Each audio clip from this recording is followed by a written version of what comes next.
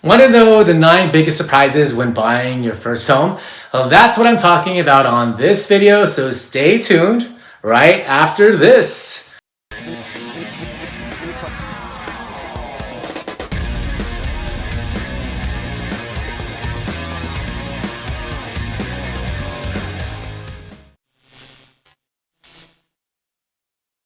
Welcome back. My name is Dale Corpus. I am a realtor in the Tri-Valley area in the East Bay of the San Francisco Bay Area, and I post videos every Friday about all things real estate. When you're looking to buy a house, you're probably going to do a lot of research to make sure you understand every step in the home buying process. But even after doing all of that research, talking with friends, reading articles, watching random people on YouTube, there still may be things that will catch you off guard in the home buying process. So what we're gonna do today in this video is go through the top 9 surprises in the home buying process and how to avoid these surprises. Number 1 is that there will be upfront fees. So maybe you've already heard about closing costs, or maybe you have a rough idea about how much closing costs will be, and obviously you're gonna pay this at the time of closing. But what you need to know is that there are gonna be some upfront fees that you will pay almost immediately. Things like the home inspection and the appraisal. A home inspection could be like $600 and the appraisal could be another $600. So more like $1,200 together depending on your area. And guys, if you decide you don't want to move forward with the house, well, these fees are non-refundable. So it's important to remember that you're gonna have closing costs, but you're also gonna have some upfront fees in the home buying process. Surprise number 2 is that there will be some unknowns about the property. No matter how good your home inspector is, no matter how many specialized contractors you bring to look at the property, there may still be some unknowns about the property. I was recently working with some buyers who assumed that they had to know every single small detail about the property's history. So they got their list of questions together and sent it to the listing agent, and the seller, they're either going to know the answer or they're not going to know the answer. It's not like you're buying the same model car and you could just go online and look at the spec sheet and read all the online reviews. Every house is different and every house is unique. And some houses are even sold in as-is condition where the seller doesn't have to disclose any information about the property. So that's why it's very important to get a home inspection and to have a trusted team of advisors, people like your home inspector and your real estate agent who can guide you on all those major potential repairs compared to something that you can just DIY and do it yourself over the weekend. Surprise number 3 is that your real estate agent won't know everything.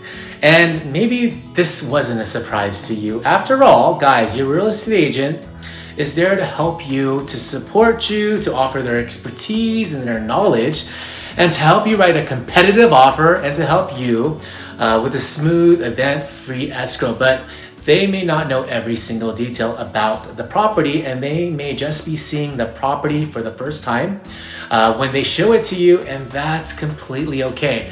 I was showing a house to a client a few years ago, and there was like 4 different types of floors in the house: hardwood, carpet, tile, whatever. And every single room that we went to, they would go and they would knock on the floors, and then they would ask me, Dale, what type of floors are these?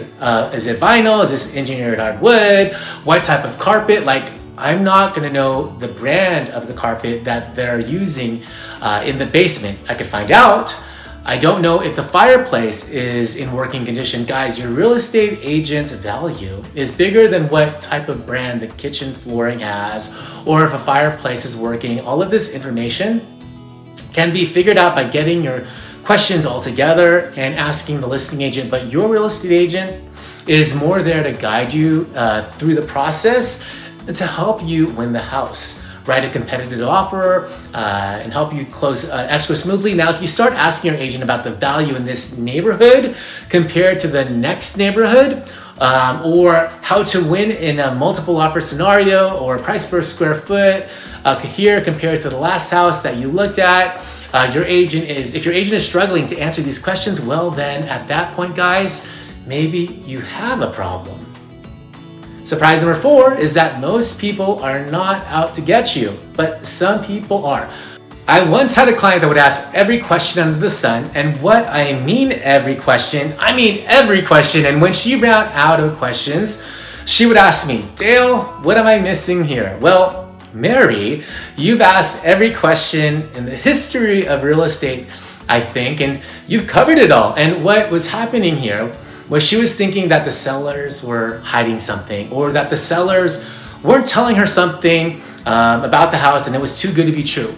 She ended up not buying that house, and we jumped through the same hoops on a few more properties, and as it turns out, she ended up buying a house.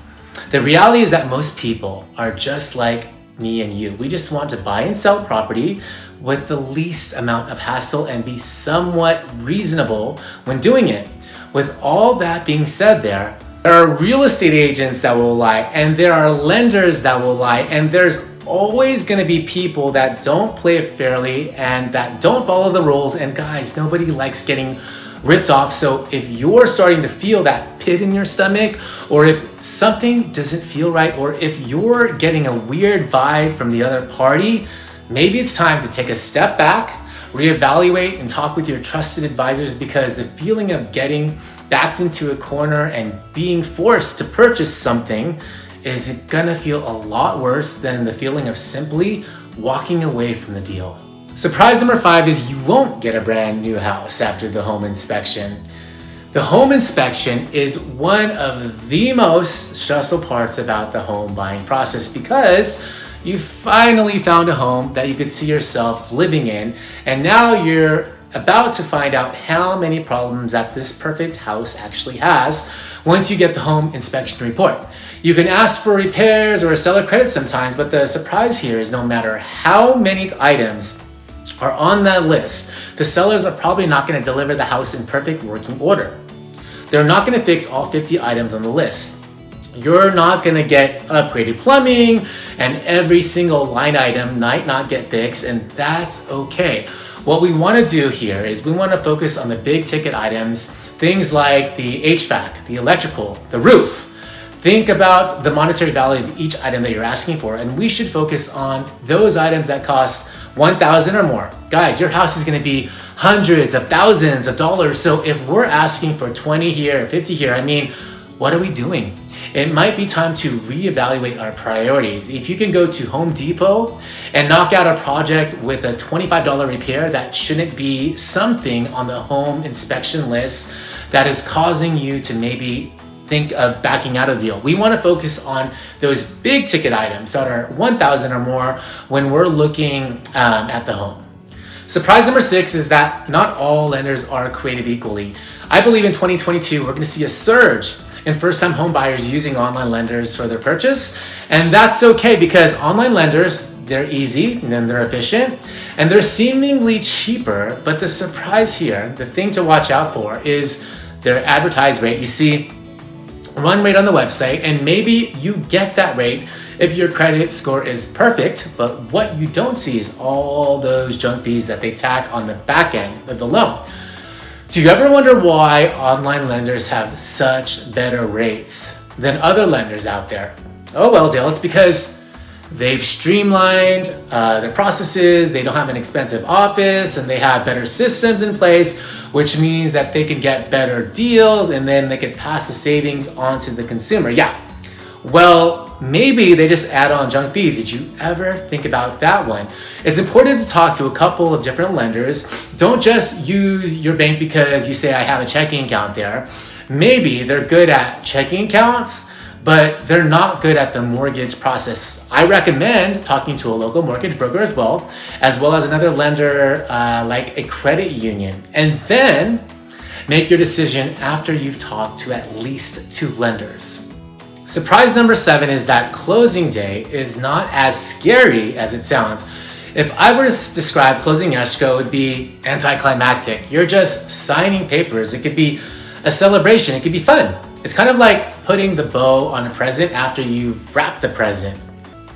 It's the last thing that you do before you get your keys and before you move into your home, and it shouldn't be intimidating. Guys, you're gonna be prepared for this. The title company should have already sent you the documents so that you understand the final numbers, and everything on that makes up the final numbers, and it's all you're doing is signing papers. So take a deep breath, stretch out your wrist of it, take a half day at work, or tell your boss that it'll take an hour or so, but maybe you want to take a full day and just prepare yourself mentally to sign a lot of papers.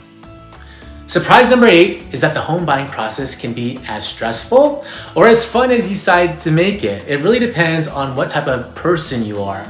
And if you're the type of person that worries about everything and everyone is out to get you, everyone is against you, the house is falling apart and nothing is gonna go well, it's gonna be a really stressful time. But if you're the type of person that knows there's gonna be hurdles and everything is gonna be okay, nobody's gonna die, and the house is still standing, well guys, you're gonna have a little bit better of a home buying experience. And surprise number 9 is that things will start breaking right after you move into a brand new house. And guys, you're not renting anymore.